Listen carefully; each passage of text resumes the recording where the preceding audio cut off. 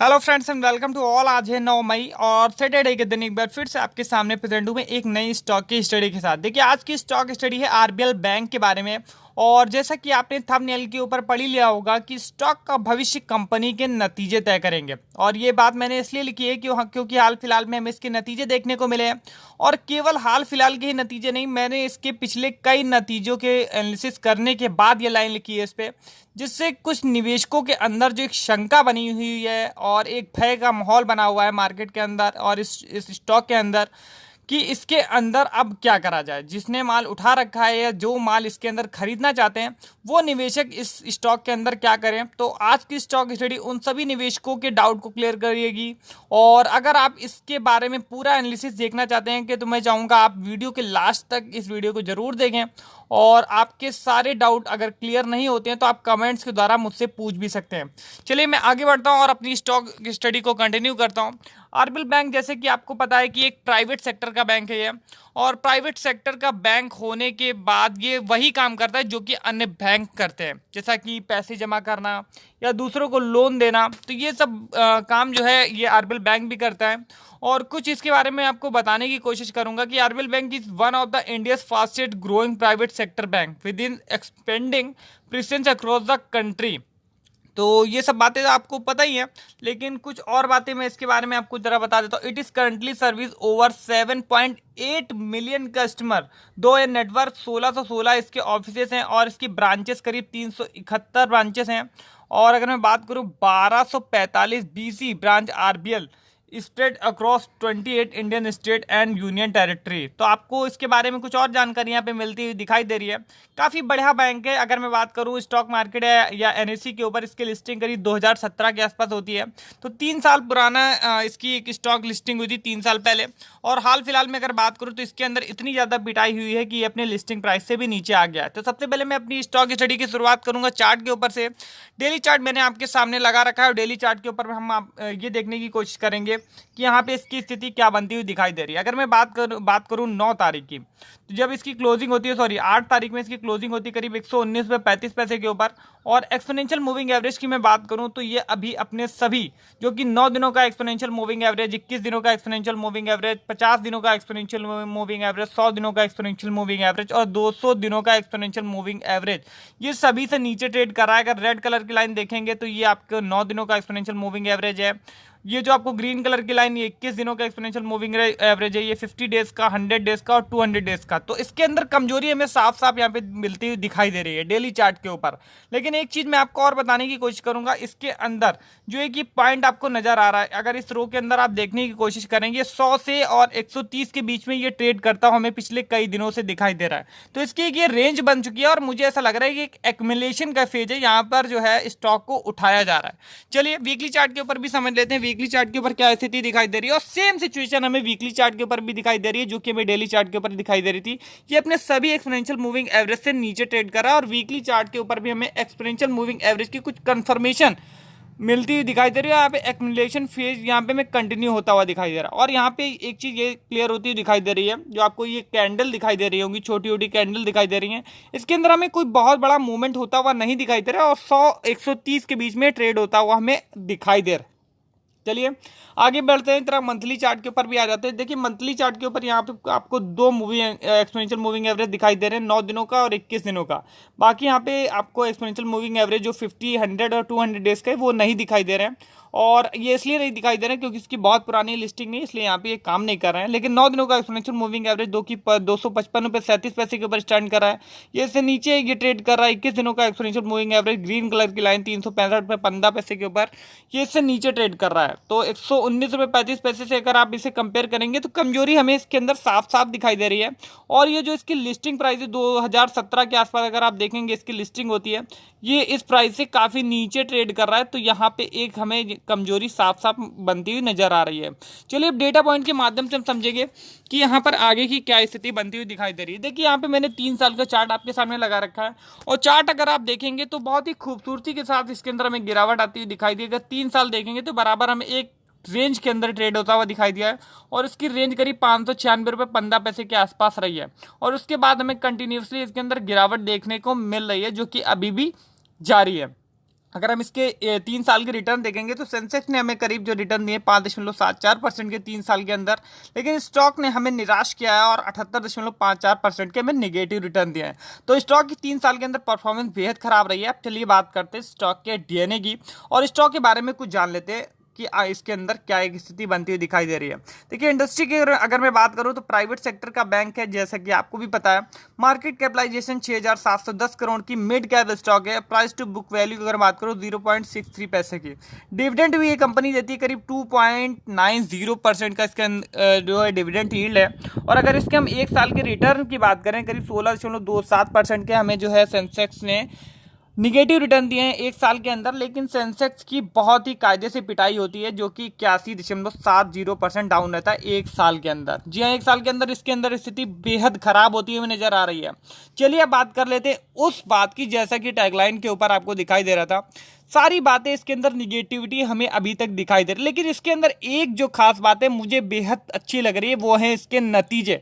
अगर आप देखेंगे इसकी बैक टेस्टिंग करेंगे तो इसके नतीजे कंटिन्यूसली हमें अच्छे होते हुए दिखाई दे रहे हैं। जी हाँ, अच्छे होते हुए दिखाई दे रहे हैं। और इसका जो है नेट प्रॉफिट हमें ग्रो होता हुआ दिखाई दे रहा है। अगर क्वार्टर क्वार्टर बात करेंगे तो आप चाहे जो भी बैंक हो, प्राइवेट सेक्टर के, आप कोई भी बैंक उठा लीजिए, उसके अंदर हमें देखिए अगर बात करें तो कमजोरी दिखाई दे, लेकिन इसके अंदर हमें कंटिन्यूसली जो एक बढ़िया ग्रोथ होती हुई दिखाई दे रही है। अगर हम बात कर लेते हैं क्वार्टर मार्च 2020 को दिसंबर 2019 के क्वार्टर से कंपेयर करेंगे तो इंटरेस्ट जो इन्होंने कमाया करीब 2157.33 करोड़ का था दिसंबर 2019 के क्वार्टर में, और इंटरेस्ट इनका बढ़कर हो गया 2208.23 करोड़ का। इसके अंदर हमें करीब 2.36% की हमें बढ़त दिखाई दे रही है।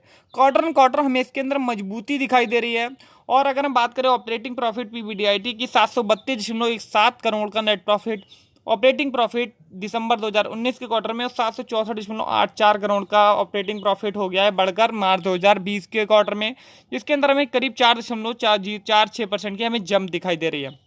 चलिए अगर हम बात करें इसके नेट एनपीएस की, तो नेट एनपीएस की हमें स्थिति इसकी एक जो है, अगर हम क्वार्टर बात करेंगे तो स्थिति हमें इसके अंदर एक कोई बहुत ज़्यादा चेंज होता हुआ नहीं दिखाई दे रहा। 2.07 अगर हम बात करें परसेंट के हमें नेट एनपीएस दिखाई दे रहे थे दिसंबर के क्वार्टर में, और मार्च के क्वार्टर में करीब 2.05% के हमें नेट एनपीएस दिखाई दे रहे हैं। तो इसके अंदर हमें गिरावट देखने को मिली है, तो अच्छी बात है। ग्रॉस एनपीएस भी हमें थोड़े से बढ़ते हुए दिखाई दे रहे हैं। 3.33% के थे दिसंबर 2019 के क्वार्टर में, और मार्च क्वार्टर में हो गए करीब 3.62% के, और करीब 0.29% के हमें बढ़ोतरी दिखाई दे रही है। चलिए बात कर लेते हैं जरा नेट प्रॉफिट के अंदर। नेट प्रॉफिट के अंदर हमें जंप होती हुई दिखाई दे रही है 3 महीने के अंदर। इतनी बड़ी जंप तो मुझे ऐसा लग रहा है काफी अच्छी इसके अंदर हमें एक आगे की कंडीशन देखने को मिल सकती है। 69.95 करोड़ का नेट प्रॉफिट था दिसंबर के क्वार्टर में, और मार्च के क्वार्टर में हो गया है करीब 114.36 करोड़ का नेट प्रॉफिट, जिसके अंदर हमें करीब 63.49% की हमें बढ़ोतरी दिखाई दे रही है। तो क्वार्टर स्थिति बेहद अच्छी हमें दिखाई दे रही है। अब हम जरा बात कर लेते हैं ईयर ऑन ईयर। देखिए ईयर ऑन ईयर अगर बात करें तो हमें कोई खास इसके अंदर जो है मजबूती नहीं दिखाई दे रही नेट प्रॉफिट के अंदर, लेकिन इंटरेस्ट जो इन्होंने कमाया उसके अंदर में बढ़ोतरी जरूर दिखाई दे रही है। अब जरा मार्च 2019 के क्वार्टर को मार्च 2020 के क्वार्टर से, मतलब 1 साल के अंदर क्या डिफरेंस है। इंटरेस्ट की अगर बात करूँ 1334.12 करोड़ का था इन्होंने कमाया था मार्च 2019 क्वार्टर में, अब जो कमाया मार्च 2020 में 2208.23 करोड़ का। अब सीधे मैं आऊँगा नेट प्रॉफिट के ऊपर। नेट प्रॉफिट के अंदर देखिए कोई बहुत बात करूं तो अभी फॉल दिखाई दे रहा है 1 साल के अंदर फॉल दिखाई दे रहा है। 247.18 करोड़ का इनका नेट प्रॉफिट था मार्च 2019 क्वार्टर में, लेकिन 1 साल के अंदर स्थिति कम जो है खतरनाक हुई है, और 114.36 करोड़ का नेट प्रॉफिट हुआ है। तो देखिए नेट प्रॉफिट के अंदर हमें भले ही गिरावट देखने को मिली, लेकिन कंटिन्यूसली हमें क्वार्टर बढ़त देखने को मिल रही है, जो कंपनी की एक जो है मजबूती की ओर इशारा कर रहा है। और इंटरेस्ट इन्होंने जो है अगर बात करूं तो नेट प्रॉफिट के अंदर ये कमी इसलिए आई क्योंकि इनके नेट एनपीएस और ग्रॉस एनपीएस हमें बढ़ते हुए दिखाई दे रहे हैं। तो ये थोड़ा चिंता का विषय जरूर है, लेकिन कंपनी की अगर बात करूं नेट प्रॉफिट के अंदर बढ़त हुई है क्वार्टर, तो एक अच्छे संकेत दे रहे हैं हमें आगे के लिए। देखिए अगर मैं बात करूं इसके शेयर होल्डिंग स्नैपशॉट मैंने आपके सामने लगा रखा है, तो यहाँ पे आप समझने की कोशिश करिएगा। मैं आपको यहाँ क्या बताने की कोशिश कर रहा हूँ। यहाँ के अंदर आपको निवेशक अगर बताओ तो इंश्योरेंस कंपनी ने इसके अंदर पैसा लगाया करीब परसेंट की हिस्सेदारी इसके अंदर रखती है इंश्योरेंस कंपनी। अदर डीआईएस करीब 6.22% की हिस्सेदारी रखती हैं। म्यूचुअल फंड जो कि भारत के एक बहुत बड़े इन्वेस्टर होते हैं, एक जो ऐसी कंपनी के अंदर पैसा लगाते हैं जिसके अंदर उन्हें ग्रोथ दिखाई देती है, तो म्यूचुअल फंड की करीब 19.94% की हिस्सेदारी है। गौर से सुनिएगा, इस बात को जरा हल्के में मत लीजिएगा। और अब देखिए जरा एफआईआई, विदेशी जो निवेशक हैं वो भी इसके अंदर ट्रस्ट करते हैं। 25.53% की हिस्सेदारी है आरबीएल बैंक लिमिटेड के अंदर। नॉन इंस्टीट्यूशनल इन्वेस्टर के बाद करीब 44.01% की हिस्सेदारी। तो बहुत बढ़िया हमें यहाँ पे जो है शेयर होल्डिंग स्नैपशॉट दिखाई दे रहा है। तो इस बात को आपको समझना चाहिए। अगर मैं आपको बताने की कोशिश करूँ कि म्यूचुअल फंड यहाँ पे जो है कितने यहाँ पे इन्वेस्टर ने, कितनी स्कीम ने पैसा लगाया, तो करीब 20 स्कीम ने देखिए पैसा लगाया म्यूचुअल फंड की। मेजोरिटी शेयर होल्डर देखिए नॉन इंस्टीट्यूशनल इन्वेस्टर के पास है, प्लस प्रमोटर होल्डिंग कोई भी शेयर गिरवी नहीं है। और एफआईएस करीब इसके अंदर 181 एफआईएस इन्वेस्टर है। तो ये सब आपको जानकारी यहाँ पे मिलती हुई दिखाई दे रही है। हाईएस्ट पब्लिक शेयर होल्डर की अगर बात करूँ तो एचडीएफसी ट्रस्टी कंपनी लिमिटेड के पास है, जो कि करीब 2.98% की हिस्सेदारी है। और इंडिविजुअल इन्वेस्टर्स करीब 19.24% की हिस्सेदारी के साथ इसके अंदर स्टैंड करते हैं। अब जरा इसके अंदर शेयर होल्डिंग कंपैरिजन की बात कर लेते हैं कि दिसंबर 2019 के बाद से मार्च 2020 के बीच में किसने अपना माल बढ़ाया, किसने अपना माल घटाया। देखिए ये वो डेटा होता है जिससे हमें इस बात का अंदाज़ा लगाना चाहिए कि बड़े बड़े जो निवेशक हैं या जो मार्केट को चला रहे हैं वो इस कंपनी के बारे में क्या सोचते हैं। तो अगर आप देखेंगे यहाँ पे, अगर प्रमोटर्स की यहाँ पे होल्डिंग हमें कोई भी नहीं दिखाई दे रही है। अगर हम देखेंगे एफआईएस ने करीब 1.22% की हिस्सेदारी बढ़ाई है दिसंबर 2019 से मार्च 2019 क्वार्टर में। अब इनकी हिस्सेदारी बढ़कर हो गई है 25.53% की।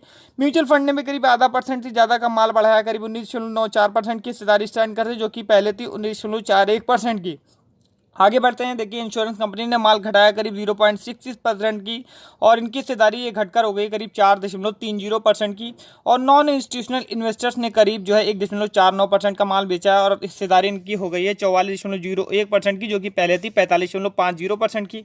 और अदर डीआईएस 6.22% की हिस्सेदारी के साथ इन्होंने बढ़ाई है, 5.82% की हिस्सेदारी थी, जो कि इसके अंदर 0.40% की हिस्सेदारी की बढ़त हुई है। चलिए आगे बढ़ते हैं, जरा इसके कारोबार की स्थिति देख लेते हैं। 8 तारीख को जब ये मार्केट बंद होता है तो इसकी क्या सिचुएशन थी, आप जरा देख लेते हैं। इसकी 119.70 के ऊपर 8 तारीख को ये एनएसई के ऊपर इसकी क्लोजिंग होती है। और अगर बात करें 9.15 इसके अंदर डाउन दिखाई देता है, 7.10% की हमें इसके अंदर गिरावट देखने को मिलती है। ऑर्डर बुक की ओर चलते हैं अगर, तो 14,310 शेयर्स की इसके अंदर बाइंग दिखाई दे रही है। और अगर मैं बात करूं इसके 52 वीक हाई के ऊपर, तो 716.40 के ऊपर 28 मई 2019 को बनाया। मतलब कि एक साल पहले की कंडीशन है कि 716.40 के ऊपर ट्रेड करता था। लेकिन अभी की अगर मैं बात करूं तो इसके अंदर ये जो है 101.55 के ऊपर 22 अप्रैल 2020 को, मतलब पिछले महीने इसने अपना 52 वीक लो बनाया। तो इसी से इसके बाद इसके अंदर रिवर्सल हमें होता हुआ दिखाई दे रहा है, जिसके आसपास ये घूमता हुआ हमें दिखाई दे रहा है। अब जरा हम बात कर लेते हैं कारोबार की। कारोबार जो होता है 8 मई को करीब 7,54,17,017 शेयर की। जरा कायदे से सुनिएगा इस बात को और देखिएगा भी, इतनी हैवी इसके अंदर क्वांटिटी ट्रेड हो रही है। और डिलीवरेबल क्वांटिटी भी इसके अंदर अगर मैं बोलूँ नंबर ऑफ शेयर के हिसाब से तो काफ़ी तगड़ी हो रही है, करीब 92,65,775 शेयर की। लेकिन परसेंटेज के हिसाब से ये हमें ज़्यादा अच्छी नहीं दिखाई दे रही, 12.29% की। लेकिन अब अगर हम नंबर देखेंगे स्टॉक्स का तो इसके हिसाब से हमें काफ़ी अच्छी जो इसके अंदर डिलीवरी होती हुई दिखाई दे रही है। चलिए बात कर लेते हैं ऑप्शन चेन की, और ऑप्शन चेन के ऊपर सपोर्ट और रेजिस्टेंस के लेवल भी देख लेते हैं। अगर आप पुट्स की तरफ आएंगे तो यहाँ पे हम सपोर्ट देख लेते हैं, हमें कहाँ पे मिलता हुआ दिखा। देखिए सपोर्ट का लेवल 100 के आसपास है, और इसी के आसपास से इसका रिवर्सल भी होता है 52 वीक लो के बाद से। अगर हम बात करेंगे तो यहाँ पे एक मैक्सिमम कम्युनिटी ओपन इंटरेस्ट जो कि 11,98,500 कॉन्टैक्ट का हमें दिखाई दे रहा है, जो कि हमें यहाँ पर मैक्सिमम कम्युनिटी ओपन इंटरेस्ट के तौर पर दिखाई दे रहा है।